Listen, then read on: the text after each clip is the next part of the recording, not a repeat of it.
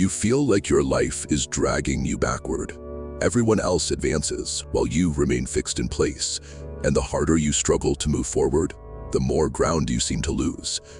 A young monk named Soren lived this stagnation for 3 years.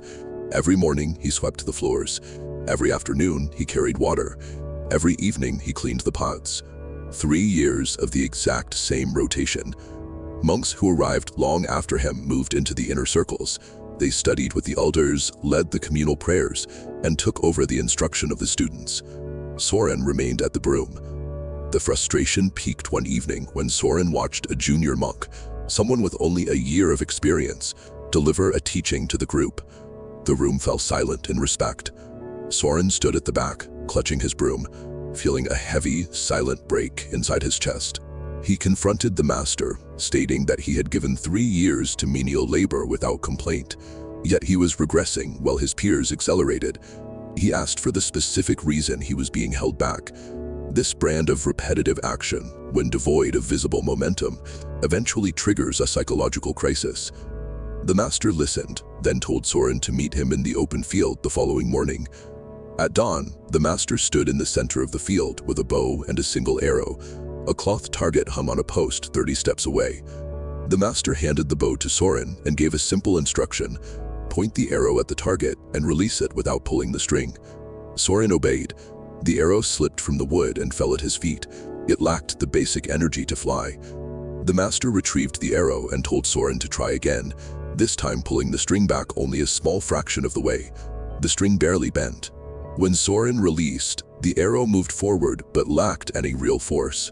It landed in the grass halfway to the post, failing to reach the objective. This demonstrates a mechanical certainty. If you do not generate sufficient resistance, you will never reach the intended target, regardless of how well you aim. The master picked up the arrow a 3rd time.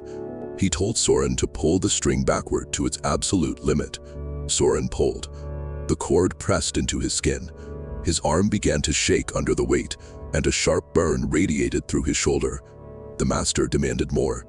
Soren forced the string back until his hand sat directly beside his ear, maximizing the tension in the bow's frame. At the command to let go, the arrow exploded forward. It crossed the entire field in a blurred line of motion. It hit the cloth with a heavy crack, burying itself deep in the center of the target. The maximum forward trajectory of any object is entirely dependent on the intensity of the tension it endures before release. The master sat in the grass and summarized the mechanics. No pull results in a fall. A shallow pull results in a short flight. Only the deep pull reaches the center. To the drawn arrow, this feels like failure while others fly forward. In reality, the string is storing kinetic energy for an explosive release. Monks who advanced early had a shallow pull, reaching nearby targets quickly but with limited range. Soren remained under tension for 3 years because his specific destination required more stored energy than a junior monk's teaching session. The years of sweeping were the loading mechanism for a much further aim. The sensation of falling behind is often the accumulation of potential energy. This storage is a prerequisite for any purpose that exists beyond the reach of a shallow pull. Soren returned to the monastery and, the following morning, picked up his broom. He began to sweep the same floor he had cleaned for over 1,000 days. He now recognized the mechanics of his situation. He saw the difference between being dragged backward and being drawn back. Identify the resistance currently holding you in place. Pinpoint the specific pressure that makes you feel like you are losing ground. Viewing these heavy periods as loading phases provides the logic necessary to endure the weight of the draw. When the hand finally releases, the distance you travel will be determined by how far back you were pulled.